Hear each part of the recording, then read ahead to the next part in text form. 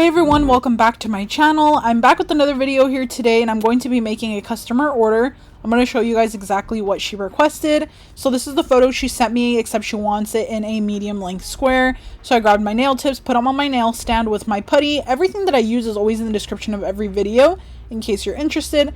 And these nail tips are specifically from enailcouture. I just really like their nail tips because I find that they're very sturdy. In my opinion, over years and years of doing nails, I honestly feel like the enailcouture ones are even a little thicker and stronger than a Prey nails, because I did Gel X before on somebody, and when I did Gel X with Prey nails on someone, they did break. And when I did Gel X nails with the enailcouture nails, I just use them like they're Gel X nails because, you know, they actually lasted like a month plus on someone that does not take care of their nails. So I personally just find that they're a little easier, like stronger, and they're cheaper, which I always love because I love a good deal.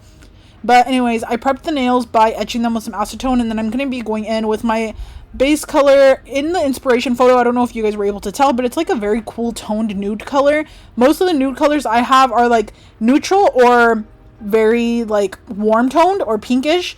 So I needed something really cool toned, and the only thing I had that is similar is this color that I've probably had for years now. It's from the brand Gaoy I think, from Amazon, and it's called Peach Oolong. At least I think that's what it's called. I bought it years ago and I wrote it on the bottle, and that's what I wrote on the bottle. So if you're looking for a cool tone color like this one, this works really great. So I am just going in and doing 2 coats. I did cure in between for 60 seconds. So every time you apply one layer, you have to cure it for 60 seconds, then apply the next layer. I'm going to make this video catered towards beginners. So anytime you have a short nail set, I personally don't feel like it's necessary for you to go in and make the nails super strong, because they're going to end up being pretty strong by the end, especially if you're doing a design that has a lot of different layers. If you're doing a simple color, I would totally go in with a base coat first, or go in with a builder gel or a rubber base gel, something thick and strong, just so you can add some strength to your nails. But if you're going to add a lot of layers, I honestly feel like the nails end up being really strong by the end of it. I'm sorry about this footage. I don't know what I was doing trying to fix the camera for you guys, trying to get a better angle. But I just filmed with my iPhone, so I have it on the tripod. And sometimes when my tripod moves around over time of me not filming, I have to go in and try to figure out how to position it correctly. But you can see here I'm going in with 1/3 coat, another third coat, or a third coat, I guess. I just personally like they'll look better when you can't see through the nails, because these are press-ons. Like sometimes you might be able to see the glue through it, and I don't want my customers to have to deal with that. So unless they ask me specifically to make them super sheer, I personally try not to. That's what I mean when I say that I try to make them, or that they do come out sturdy by the time I'm finished, because I'm already applying so many layers. Like I'm only on the first initial color and I already did 3 coats, so it ends up being very sturdy, especially with these medium length nails or short length nails. I feel like if you go in and apply a builder gel, it has a possibility to be lumpy if you are not super advanced with builder gel. And you also, even if you're not advanced, it doesn't even matter, you will still have to go in with a pretty like significant amount of filing to smooth out any bumps or uneven parts. So you save yourself a lot of time by not having to go in with builder gel if you're not doing super long nails. But if you're going to be doing like extra long lengths, you can totally go in with the builder gel because you don't want them to break. But yeah, that's just my opinion. Of course, you can do whatever you feel like is best for you. I'm going to be grabbing my 12mm French layer liner brush. All of my brushes are finally restocked on my website, and there's limited quantities. So if you guys are interested, I would definitely pick one up if you have been asking me about it, because I have been getting some questions on when I was going to restock. So I just decided to restock, and as soon as the brushes came, I just restocked them. And I also have a new brush that you guys might notice on the site. I will be using it in a video upcoming soon, but it is a 20 millimeter precision slayer brush. That's what I named it, and it is like my French slayer brush but long. So for those of you guys that do long nails, I made a longer version of this brush that I'm using today. So 12mm is my favorite, especially because I do a lot of medium length nails. But if you do more extra long and you wanted a brush that's longer, then this is going to be your new best friend. And it is ultra thin. I made sure to make it ultra thin, just like this one. So yeah, I called it Precision Slayer, and I already used it. I really love it. So yeah, I just wanted to let you guys know that it's on my site in case you wanted to check it out. And I basically mixed together a custom color for this. I used my Bunny White Gel Polish, which is my ultra pigmented white gel polish. It's literally the most perfect white I've ever used. If you're struggling to find a good white, trust me, if you pick that up with your new brush, you will not regret it. I see some people that will buy my black gel polish, but they don't try the white. And I feel like it's because white is really like hit or miss. Like, it's so hard to find a good white gel polish. And it's like, I understand that a lot of people already have their favorites, but trust me, this one is so good. Like, you will not be disappointed by Bunny White Gel Polish. I named it Bunny White because it's named after my cat. He has like half white body that's super fluffy, and he's so soft like a bunny, so that's why I called it that. And yeah, I basically grabbed some of that and mixed it with a little bit of my pastel yellow color called Sunlit Glow. I needed like a very faint off-white color, so that's what I got with that combination. And you can see that I just fill in my French tips with the brush that I'm using. I find that I get a really even application. That's why I do this, but you don't have to. You can just fill it in whichever way you see fit. But I just feel like I get a nice even application with this, and I don't get any extra gel seeping to the sides. Whereas if I was to fill it in with the brush that comes in the bottle, then it might be a little harder to get an even application because it holds more gel, you know? Whereas with this, it holds such a little amount of gel, just exactly the amount that you're going to need. So it works out really great to get an even application with this. And I'm just going to be doing the French tips the exact same way. On the other hand, I need a French tip on every single nail. So you're going to see me do that.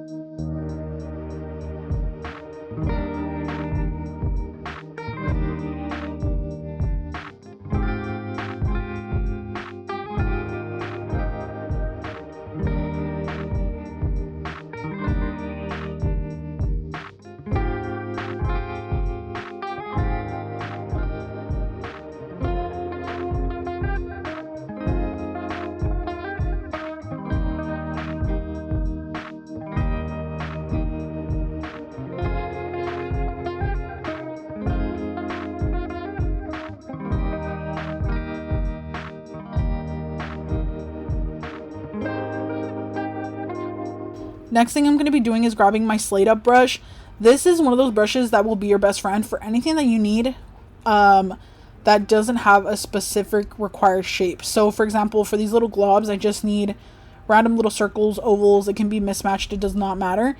This brush is perfect for that. So my Slate Up brush is meant for a bunch of different things. I call it like my multi-purpose brush. You can use it to clean up small mistakes because if you need it to, it does come to a point at the end, but it holds more polish. So I wiped that one off because I did it on the wrong nail.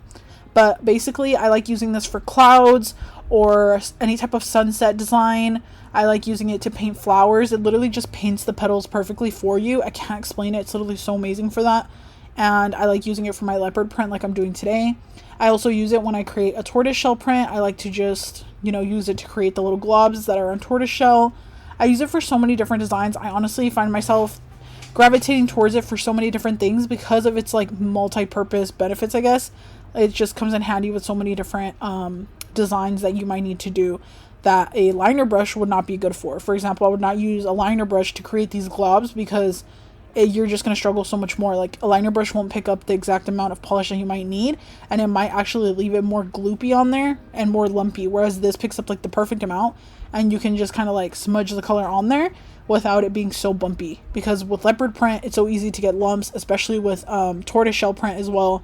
So different types of designs, you might notice you get more lumpiness, but this brush helps you kind of deter that in a way.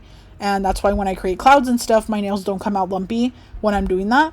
But you can see here, once I cured the brown little dots, now I'm going in with my 9mm brush. This brush holds a little more polish, but not as much as the Slate Up brush does. And it's just going to have the perfect like thickness to where I can create these little kind of like peanut shapes that I need to make around the leopard print little circles. So I need like one on each side, opposite sides of each other, and then I need random dots in between with the black gel polish. I'm using my Purrfect Black gel polish, and that is named after my black tuxedo cat. So I am just using this for all of the little black accents that I need to do here, like the tiny little dots and then the little peanut shapes around the leopard. Leopard is one of the first designs that I learned how to do as a beginner. It's just so beginner friendly and honestly super easy to achieve because it doesn't need to be perfect. Like anyone can create a leopard print, even if you have absolutely no artistic skill or artistic background in any way, shape, or form. You can totally do this because it's just so easy to do. So that's what I'm doing on the other hand as well.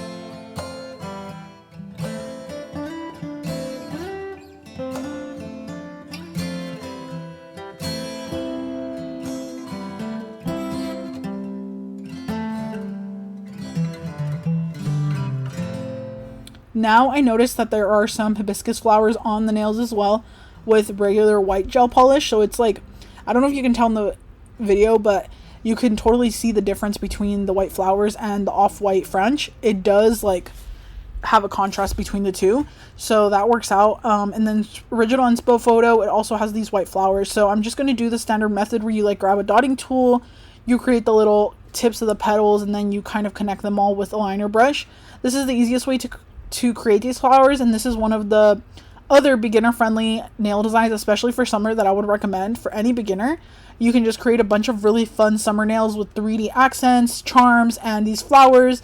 You can sell them or post them for sale. Have some pre-made ready to ship nail sets ready to go for anyone that's interested in trying your products and stuff like that. So if you're like wanting to get into selling nails, this is two of the designs that I would recommend. Like you can literally copy this exact nail set. I don't know who the original creator is of that design, but it looked like they do press-ons as well. And it's because these designs are just so beginner friendly, but they're also very trendy and very appealing to a lot of people that want nails. They really like these types of designs. I noticed that I get so many requests for custom nail sets that have these type of designs on them, like leopard or these little lines, and French is really trendy and popular. And then of course the little flowers, because it's summertime, are popular as well. So you can combine all these trendy things, and then it creates like the perfect nail set for someone that is looking for nails, and it just becomes very appealing for them to want to purchase it. And it's also, if you don't overthink it too much, it's very quick and easy to do. I think this full nail set probably took me around 30 minutes to make, so very, very quick and easy to create. And yeah, I'm basically doing the same thing to the other hand now, and I do cure for a full 60 seconds after I finish these little designs. And I actually forgot to record me top coating this nail set, but I'm not going to top coat just yet. I did notice that it actually has a few little rhinestones on this. So these are medium length square, and anytime you're going to apply rhinestones on the nails, you want to make sure that you don't apply rhinestones close to the free edge if you're going to file after. So I always make sure to apply the rhinestones a little further up and leave myself room to file. That way you don't file off your rhinestones Or you can file your nails beforehand. There is no specific rhyme or reason as to why. I just prefer filing them at the end because I feel like I get more of a crisp shape like that. So that's the specific reason why I file until the very end once the nail set's finished. But I don't usually file on camera because I usually make the nail set and file in 2 completely different days. So that's why you guys don't get to see me filing that often. But if you look back at some of my prior videos, I do show me filing it sometimes. And I just use a dust collector and a regular nail file from the nail supply store. And you can see I'm just cleaning my brushes in between. I do clean my brushes with acetone, and I found that they don't get damaged at all because I created these brushes to be pretty acetone resistant. The whole entire brush handle is acetone resistant, so it's easy to clean. And then the bristles are also really acetone resistant as well. So you can see I'm going in with my rhinestone gel that is from my shop, nailsadbyval.com. And this rhinestone gel has a built-in brush in the bottle that is a skinny liner brush, so it really helps you be able to apply the product wherever you need it to be in a really easy way. It's literally no hassle, so easy to work with. So I'm using this to apply some glue here for these tiny little stones. They're so small that I do top coat over them. I don't mind top coating over these because either way, they're so tiny. And once I finished everything and put them in the box, this is how they turned out. I really hope you guys enjoyed this video. If you did, please don't forget to leave a like, and I'll see you in my next one. Bye.